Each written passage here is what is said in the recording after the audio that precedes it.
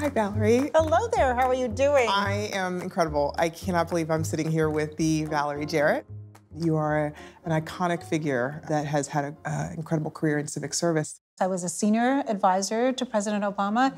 You were one of the longest I was the longest senior advisor in history, which is amazing. No other senior advisor lasted all 8 years. And then I chair the White House Council on Women and Girls, which really focused on gender equity. We made a tremendous amount of difference in those 8 years, and that's work I continue to do now.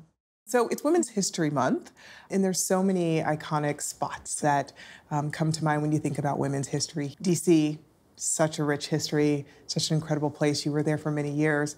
What were some of the places and spaces that you think of as most inspirational? Well, as you said, DC has an extraordinarily rich history. And I was drawn particularly to those that I think commemorate women.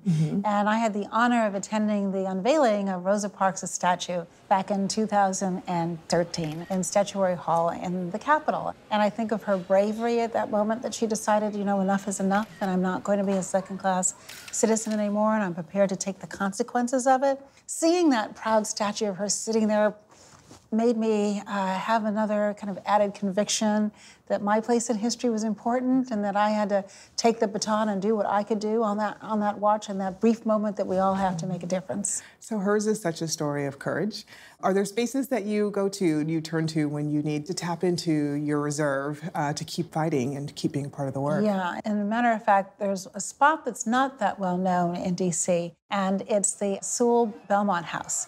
And it was originally the place where women who were participating in the suffrage movement would gather and have their meetings, and the Women's National Party, which was a suffrage party, began its start there in 1929. And we can't even imagine that women at one point did not have the right to vote. And the only reason we do now is because ordinary people did extraordinary things. And so that's one place where I would encourage everybody to visit.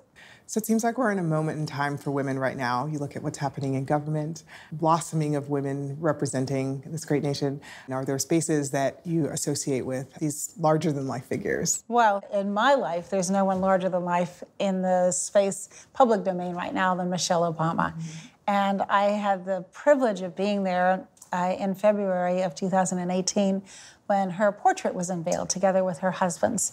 And I've been to the portrait gallery several times just to look at it. And there are so many young girls of every color who now look at her as a symbol and someone who they can look up to, but also someone who they can reach. So she doesn't seem as though she's up on a pedestal, really. She's down to earth and she's accessible, but yet she's an iconic figure in our nation's history.